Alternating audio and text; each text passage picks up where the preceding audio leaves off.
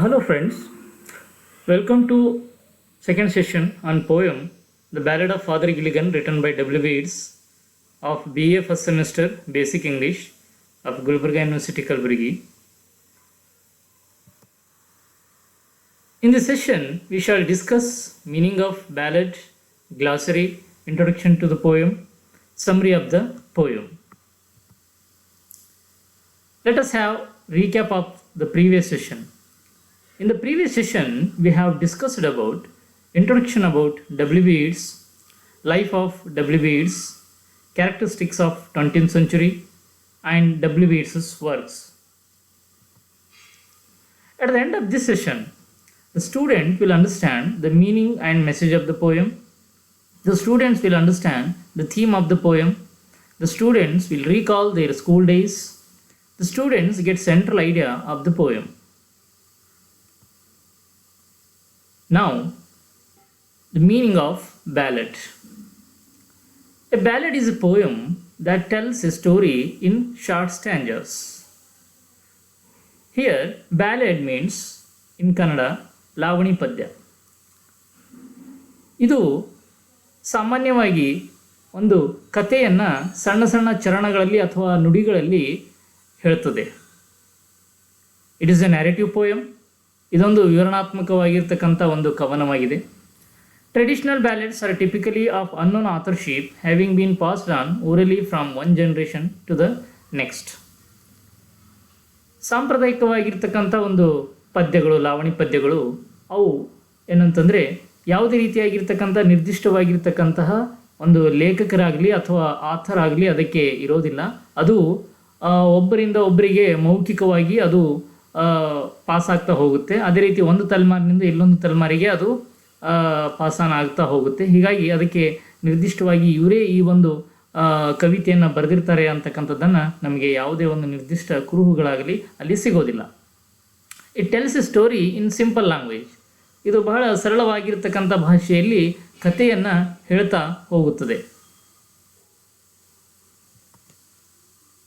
Now let us see the glossary or the difficult words and their meanings. Here the flock means villagers, ಗ್ರಾಮಸ್ಥರು. Under the sod, in the grave ಅಂತಂದರೆ ಸಮಾಧಿ. Moth, it means insect ಅಂತಂದರೆ ಹುಳು ಅಥವಾ ಕೀಟ. Knelt means rest on the knees ಅಂದರೆ ಮೊಳಕಾಲೂರು.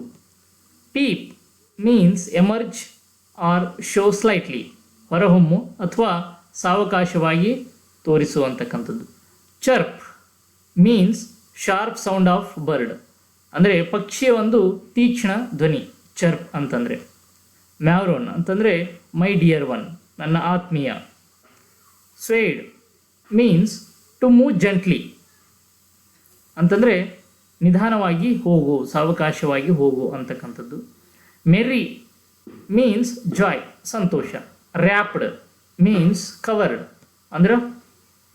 ಅಂದರೆ ಅದನ್ನು ಹೊದ್ದಿಕೊಳ್ಳು.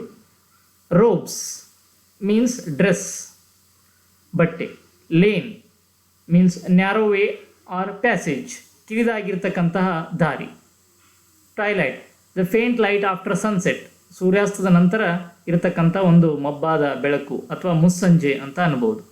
Millions grieve means many more stars appeared in the sky. So ರಾತ್ರಿ ಆಕಾಶದಲ್ಲಿ ಅನೇಕ ನಕ್ಷತ್ರಗಳು ನಮಗೆ ಕಣ್ಣಿಗೆ ಕಾಣಿಸ್ತಕ್ಕಂಥದ್ದು. Now let us see introduction to the poem. The poem as title says is a ballad. It is a beautiful ballad. It means, as we can see the title of the poem, The Ballad of Father Gilligan. The title indicating itself is a ballad. ಅಂತಂದರೆ ಆ ಒಂದು ಪದ್ಯದ ಒಂದು ಏನು title ಏನಿದೆ ಅದು ನಮಗೇನು ಹೇಳುತ್ತೆ ಅಂತಂದರೆ ಇದೊಂದು ಬ್ಯಾಲೆಡ್ ಇದೆ ಅಂತಕ್ಕಂಥದ್ದು. ಇದೊಂದು ಸುಂದರವಾಗಿರ್ತಕ್ಕಂಥ ballad. The poem is about miracle happen in the life of father Gilligan an old priest. ಈ ಒಂದು ಕವಿತೆ, ಈ ಒಂದು ಪದ್ಯ ಏನಿದೆ ಅಂತಂದರೆ ಒಬ್ಬ ಇಡೀ ವಯಸ್ಸಿನ ಒಬ್ಬ ಚರ್ಚಿನ ಪಾದ್ರಿಯಾಗಿರ್ತಕ್ಕಂಥ ಫಾದರ್ ಗಿಲಿಗನ್ ಅವನ ಜೀವನದಲ್ಲಿ ನಡೆದಿರ್ತಕ್ಕಂಥ ಒಂದು ಪವಾಡದ ಬಗ್ಗೆ, ಒಂದು ಅದ್ಭುತದ ಬಗ್ಗೆ ಇಲ್ಲಿ ನಾವು ಈ ಒಂದು ಪೋಯಮ್ ಏನಂತಂದರೆ ಅದ್ರ ಬಗ್ಗೆ ಹೇಳ್ತಕ್ಕಂಥದ್ದು. It tells the story of an old priest named Peter Gilligan. So ಇಲ್ಲಿ ಈ ಒಬ್ಬ ಚರ್ಚಿನ ಪಾದ್ರಿಯಾಗಿರ್ತಕ್ಕಂಥ ಆತನ ಹೆಸರು ಪೀಟರ್ ಗಿಲಿಗನ್. ಅವನ ಒಂದು ಕಥೆಯ ಬಗ್ಗೆ ಈ ಪೋಯಮ್ ಹೇಳುತ್ತದೆ. He was tired from many calls he received from people who were dying. It means he was so much tired that he got a calls from many people who is about to die. ಅಂತಂದರೆ ಇನ್ನೇನು ಕೆಲವೇ ಕ್ಷಣಗಳಲ್ಲಿ ಆ ಊರಿನ ಗ್ರಾಮಸ್ಥರು, ಕೆಲವು ಜನರು ಏನು ಜ್ವರದಿಂದ ಅಥವಾ ಕಾಯಿಲೆಯಿಂದ ಏನು ಬಳಲ್ತಾ ಇದ್ದಾರೆ, ಅವರೇನು ತೀರ್ಕೊಳ್ತಾ ಇದ್ದಾರೆ, ಇನ್ನು ಕೆಲವೇ ಕ್ಷಣದಲ್ಲಿ ಅವರೇನು ಒಂದು ಪ್ರಾಣವನ್ನು ಬಿಡ್ತಾ ಇರ್ತಾರೆ, ಅಂಥವರ ಒಂದು ಮೂಲಕ, ಅವರ ಮನೆಯ ಮೂಲಕ ಏನು ಸಂದೇಶಗಳು ಏನು ಆತಗೆ ಬರ್ತಾ ಇರ್ತವೆ, ಸೊ ಅದನ್ನು ಆ ಒಂದು ಸಂದೇಶಗಳಿಂದ ಅಥವಾ ಆ ಒಂದು ಕಾಲ್ಸ್ಗಳಿಂದ, ಕರೆಗಳಿಂದ ಆತಗೆ ಬಹಳಷ್ಟು ಆಯಾಸ ಏನಂತಂದರೆ ಅವನಿಗೆ ಆಗಿರ್ತದೆ. He was sent to help a sick man but fall asleep in his chair. ಆದರೆ ಆತನ ಕರ್ತವ್ಯ ಏನು ಅಂತಂದರೆ ಕಾಯಿಲೆಯಿಂದ ಬಳಲ್ತಕ್ಕಂಥವ್ರು ಅಥವಾ ಜ್ವರದಿಂದ ಬಳಲ್ತಕ್ಕಂಥವರಿಗೆ ಸಹಾಯವನ್ನು ಮಾಡ್ತಕ್ಕಂಥದ್ದು. ಆದರೆ ಸಹಾಯ ಮಾಡ್ತಾ ಮಾಡ್ತಾ ಆ ಒಂದು ಕ್ಷಣದಲ್ಲಿ ಆತ ತನ್ನ ಒಂದು ಮನೆಯ ಒಂದು ಕುರ್ಚಿಯ ಮೇಲೆ ಏನಂತಂದರೆ ನಿದ್ರೆಯನ್ನು ಹೊಂದುತ್ತಾನೆ. It shows how God comes to help of those who truly want to serve the poor and the sick.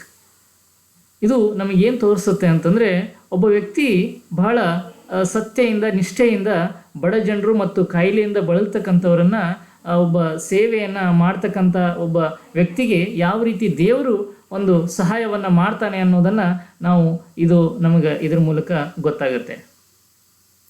So this is all about introduction to the poem. ಇದು ಒಂದು ಪೋಯಮ್ನ ಒಂದು ಪರಿಚಯ. Now let us see stanza wise summary. The first stanza. The old priest Peter Gilligan was weary night and the day, for half his flocks were in their beds or under green sods lay. In this stanza, the poet says that an old priest named Peter Gilligan, he was feeling tired day and night because most of his congregation were either sick or were already dead and buried.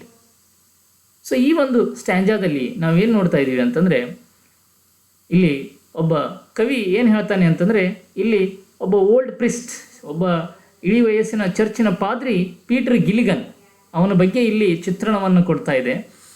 So ಅವನು ಹಗಲು ರಾತ್ರಿ ಬಹಳ ಆಯಾಸವನ್ನು ಹೊಂದಿರ್ತಾನೆ. ಯಾಕೆಂತಂದರೆ ಅನೇಕ ಆ ಊರಿನ ಗ್ರಾಮಸ್ಥರು ಕಾಯಿಲೆಯಿಂದ ಬಳಲ್ತಾ ಇರ್ತಾರೆ. ಅನೇಕ ಒಂದು ಜನರು ಅಲ್ಲಿ ಏನಂತಂದರೆ ತಮ್ಮ ಪ್ರಾಣವನ್ನು ಬಿಟ್ಟಿರ್ತಾರೆ ಮತ್ತು ಅವರ ಅಂತ್ಯ ಸಂಸ್ಕಾರ, ಅವರು ಒಂದು ಎಲ್ಲನೂ ಒಂದು ಪದ್ಧತಿಗಳನ್ನು ಮುಗಿಸೋದರಲ್ಲಿ ಆತನು ಒಂದು ಬ್ಯುಸಿಯಾಗಿ ಅದರಿಂದ ಬಹಳಷ್ಟು ಆತ ಟಯರ್ಡನ್ನು ಆಗಿರ್ತಾನೆ, ಬಹಳ ದಣಿವು ಮತ್ತು ಆಯಾಸವನ್ನು ಹೊಂದಿರ್ತಾನೆ ಅಂತಕ್ಕಂಥದ್ದನ್ನು ನಾವು ಈ ಸ್ಟ್ಯಾಂಜಾದಲ್ಲಿ ನೋಡ್ಬೋದು.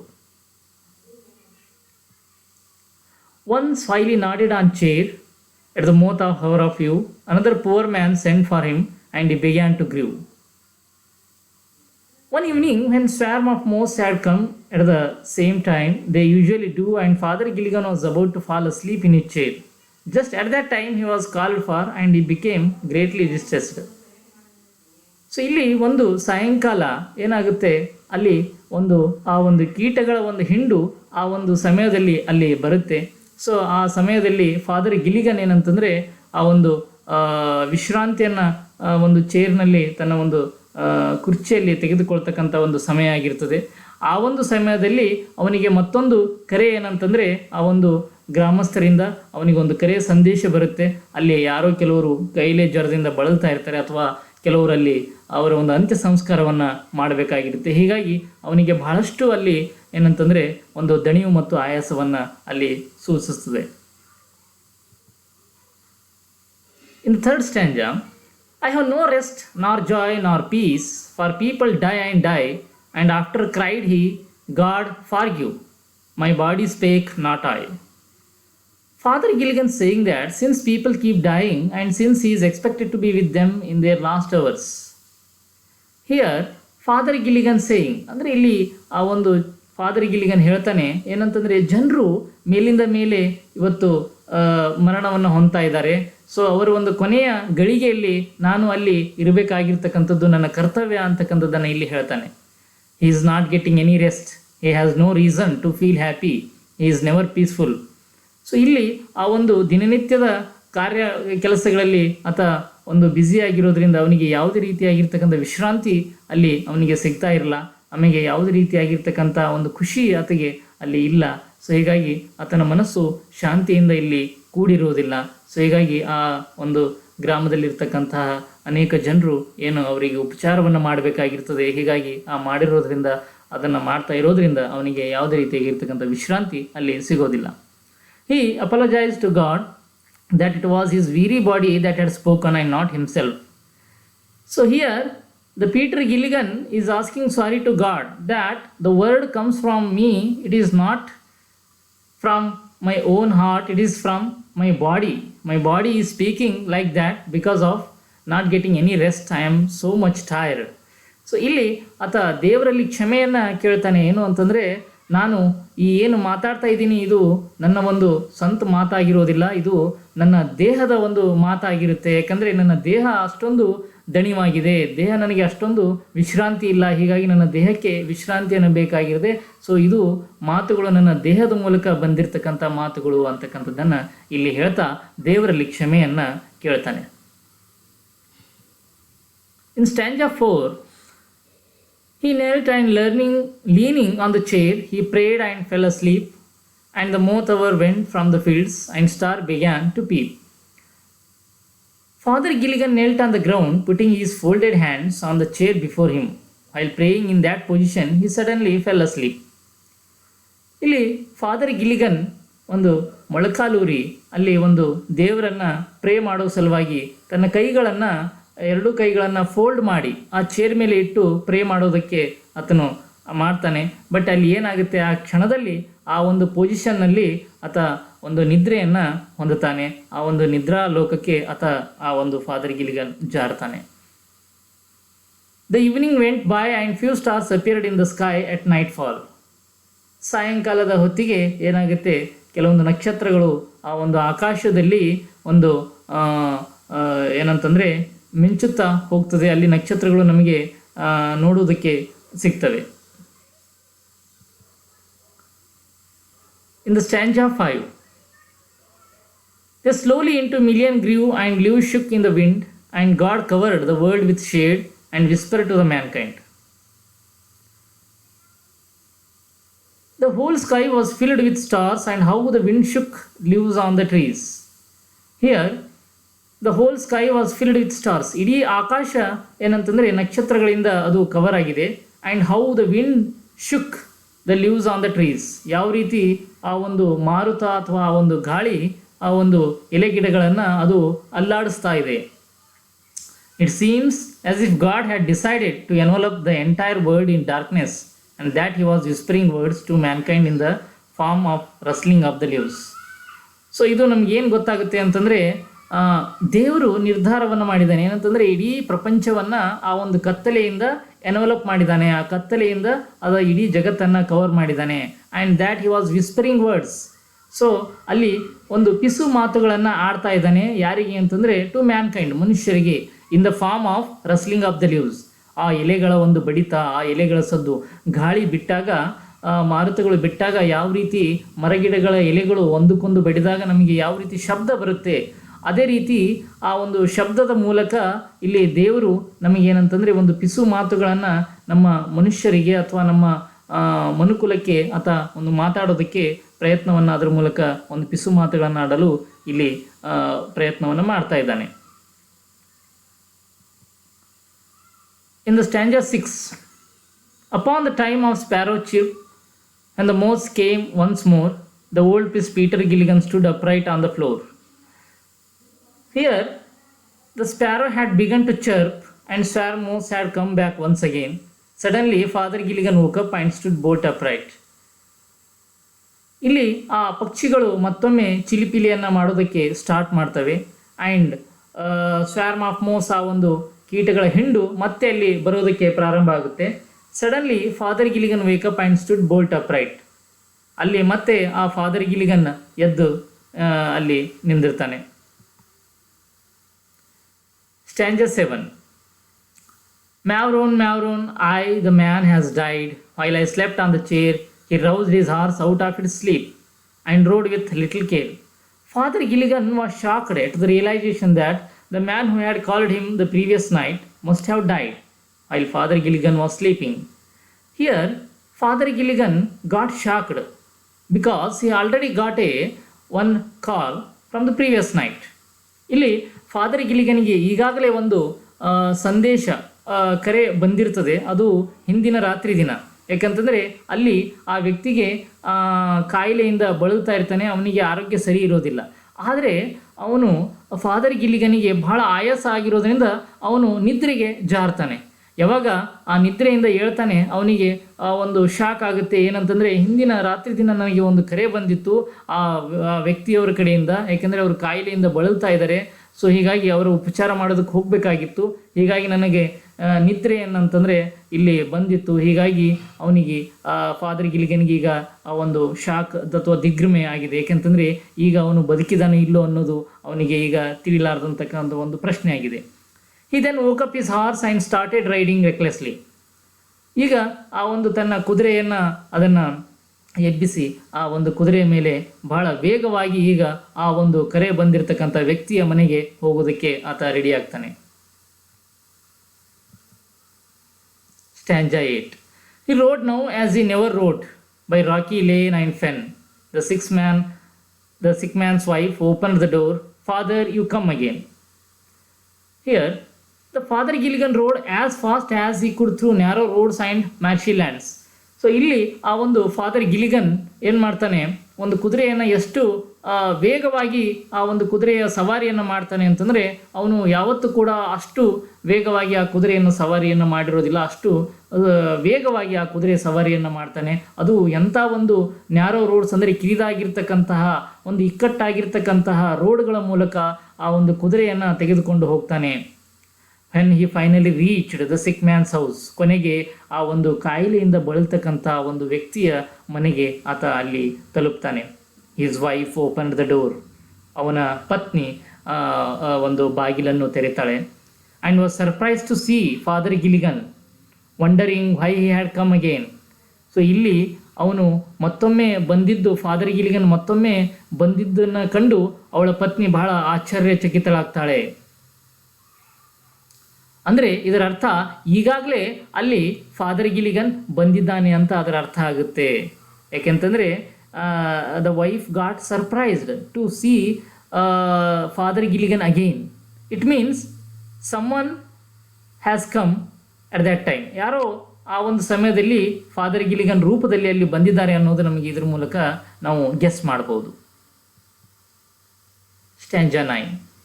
And is the poor man dead? He cried. He died an hour ago. The old priest Peter Gilligan in grief swayed to and fro. Father Gilligan asking the sick man's wife whether her husband had passed away, and the wife replied that he had died just an hour ago. ಇಲ್ಲಿ ಆ ಒಂದು Father Gilligan ಏನು ಮಾಡ್ತಾನೆ, ಆ ಒಂದು ಕಾಯಿಲೆಯಿಂದ ಬಳಲ್ತಕ್ಕಂಥ ವ್ಯಕ್ತಿಯ ಪತ್ನಿಗೆ ಕೇಳ್ತಾನೆ. ಏನಂತಂದರೆ, ನಿನ್ನ ಪತಿ ತೀರ್ಕೊಂಡಿದ್ದಾನೆ ಹೇಗೆ ಅಂತಕ್ಕಂಥದ್ದನ್ನು ಆ ಒಂದು ಪ್ರಶ್ನೆಯನ್ನು ಕೇಳಿದಾಗ ಆ ಒಂದು ಪತ್ನಿ ರಿಪ್ಲೈ ಮಾಡ್ತಾಳೆ. ಏನು ಅಂತಂದರೆ, ಅವನು ಕೆಲವೇ ಗಂಟೆಗಳ ಮೊದಲು ಆತ ತನ್ನ ಪ್ರಾಣವನ್ನು ಬಿಟ್ಟಿದ್ದಾನೆ ಅಂತಕ್ಕಂಥ ಒಂದು ಉತ್ತರವನ್ನು ಅವನ ಪತ್ನಿ ಕೊಡ್ತಾಳೆ. He could not stand steady and began to sway. So ಅವನಿಗೆ ಆ ಒಂದು ಮಾತುಗಳನ್ನು ಕೇಳಿ ಅವನಿಗೆ ದಿಗ್ಭ್ರಮೆ ಆಗುತ್ತೆ, ಮತ್ತು ಅವನಿಗೆ ಅದಕ್ಕೆ ಏನು ಪ್ರತಿಕ್ರಿಯೆಯನ್ನು ಕೊಡಬೇಕು ಅನ್ನೋದು ಆತನಿಗೆ ಗೊತ್ತಾಗೋದಿಲ್ಲ. Stanza 10. When you were gone, he turned and died, as merry as bird. The old priest Peter Gilligan, he knelt him at that word. The sick man's wife told to Father Gilligan that her husband died a happy death. ಇಲ್ಲಿ ಆ ಕಾಯಿಲೆಯಿಂದ ಬಳಲ್ತಕ್ಕಂಥ ವ್ಯಕ್ತಿಯ ಪತ್ನಿ ಹೇಳ್ತಾಳೆ father ಗಿಲಿಗನಿಗೆ ಏನು ಅಂತಂದರೆ, ನನ್ನ ಪತಿ ಭಾಳ ಖುಷಿಯಿಂದ ತನ್ನ ಪ್ರಾಣವನ್ನು ಬಿಟ್ಟಿದ್ದಾನೆ ಅಂತಕ್ಕಂಥದ್ದನ್ನು ಅವಳು ಹೇಳ್ತಾಳೆ. Father Gilligan knelt on the ground. ಇಲ್ಲಿ ಫಾದರ್ ಗಿಲಿಗನ್ ಏನು ಮಾಡ್ತಾನೆ, ಮೊಳಕಾಲೂರಿ ನೆಲದ ಮೇಲೆ ಒಂದು ಕೂಡ್ತಾನೆ. ಯಾಕಂತಂದರೆ ಅವನಿಗೆ ಬಹಳ ಇಲ್ಲಿ ಆಶ್ಚರ್ಯವನ್ನು ಉಂಟು ಮಾಡುತ್ತೆ ಅದು. He who hath made the night of stars for souls who tire and bleed sent one of his great angels down to help me in my need. Father Gilligan says that God had created the starry sky to comfort the souls of sick and dying man. ಇಲ್ಲಿ Father Gilligan ಹೇಳ್ತಾನೆ, ದೇವರು ಏನು ಮಾಡಿದ್ದಾನೆ ಅಂತಂದರೆ ಒಂದು ನಕ್ಷತ್ರದ ಒಂದು ಆಕಾಶವನ್ನು ಆತ ಕ್ರಿಯೇಟ್ ಮಾಡಿದ್ದಾನೆ, ಅದನ್ನು ರಚನೆಯನ್ನು ಮಾಡಿದ್ದಾನೆ.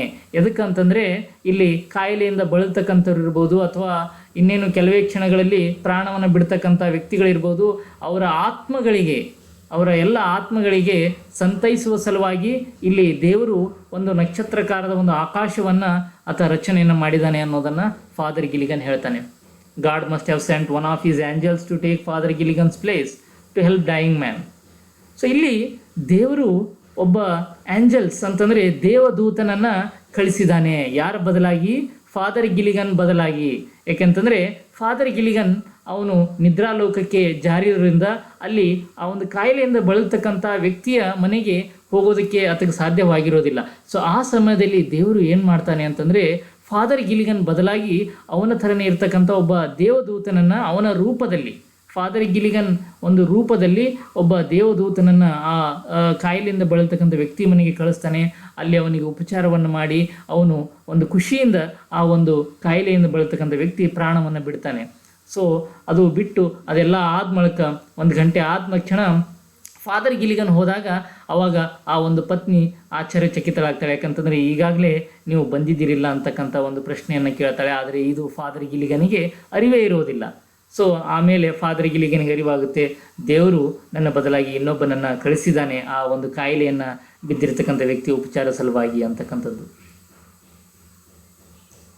ಸ್ಟ್ಯಾಂಜಾ 12. He who has wrapped in purple robes with the planets in his cave had pity on the least of things asleep upon chair. Father Gilligan says that God is a king in purple robes and all the planets are in his dominion. Father Gilligan ಹೇಳ್ತಾನೆ, ದೇವರು ಏನು ಅಂತಂದರೆ ಒಂದು ರಾಜನ ಥರ ಒಂದು purple dress ಅಂತಂದರೆ, purple robes ಅಂತಂದರೆ ಒಂದು ಪರ್ಪಲ್ ಕಲರ್ ಇರ್ತಕ್ಕಂಥ ಒಂದು ಡ್ರೆಸ್ನಲ್ಲಿ ಆತ ದೇವರಿದ್ದಾನೆ. And all planets are in his dominion. ಅಂದರೆ ಎಲ್ಲ ಪ್ಲ್ಯಾನೆಟ್ಸ್ ಅಂತಂದರೆ ಎಲ್ಲ ಗ್ರಹಗಳು ಅವನ ಒಂದು ಸಾಮ್ರಾಜ್ಯದಲ್ಲಿ ಅಧೀನವಾಗಿವೆ, ಅಥವಾ ಅವನ ಸಾಮ್ರಾಜ್ಯದಲ್ಲಿ ಅವು ಏನಂತಂದರೆ ಆ ಗ್ರಹಗಳು ಸುತ್ತುತ್ತಾ ಇವೆ ಅನ್ನೋದು. God is so merciful that even he had pity on such meager creature as Father Gilligan while he was sleeping upon his chair. Here, God is so merciful. ದೇವರು ಬಹಳ ದಯೆ ಮತ್ತು ಕರುಣೆ ಇರತಕ್ಕಂತಹ ಒಬ್ಬ ವ್ಯಕ್ತಿ. ದೇವರು ನಮ್ಮ ಮೇಲೆ ಬಹಳಷ್ಟು ಕರುಣೆಯನ್ನು ತೋರಿಸ್ತಕ್ಕಂಥವನು. ಏಕೆಂತಂದರೆ ಇವನ್ ಫಾದರ್ ಗಿಲಿಗನ್ ಅಂತಕ್ಕಂಥ ಒಬ್ಬ ಸಾಮಾನ್ಯ ಮನುಷ್ಯ ಜೀವಿ ಮೇಲೆ ಆತ ಕರುಣೆಯನ್ನು ತೋರಿಸಿ ಅವನ ಮಲ್ಕೊಂಡಿರೋದು ಒಂದು ಸಮಯದಲ್ಲಿ ಅವನ ಒಂದು ಬದಲಾಗಿ ಅವನ ಥರನೇ ಇರ್ತಕ್ಕಂಥ ಒಬ್ಬ ದೇವದೂತನನ್ನು ಕಳಿಸಿ ಅಲ್ಲಿ ಸಹಾಯವನ್ನು ಮಾಡ್ತಾನೆ. ಹೀಗಾಗಿ ಪ್ರತಿಯೊಬ್ಬರ ಮೇಲೇನೂ ಕೂಡ ಅವನು ಬಹಳಷ್ಟು ದಯೆಯನ್ನು ತೋರಿಸಿದ್ದಾನೆ. Now we have multiple choice questions. So these are very easy questions. You can easily answer these questions. The first question, the meaning of the word moth. The first option, animal. Option B, insect. Option C, bird. Option D, none of the above. Now you can guess the answer. The right answer is insect. Option B. The second multiple choice question is, a ballad is a option A, poem, option B, sonnet, option C, epic, option D, ode. The right answer is answer A, poem.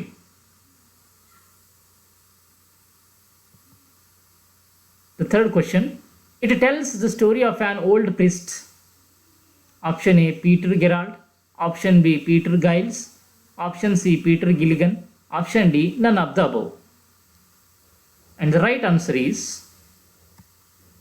answer C, Peter Gilligan. Now the fourth question, Peter Gilligan fall asleep in his option A, bed. Option B, chair. Option C, floor. Option D, garden. And the right answer is option B, chair. And the last question, God is a king in dash robes. Option A yellow, option B red, option C blue, option D purple. And the right answer is option D purple.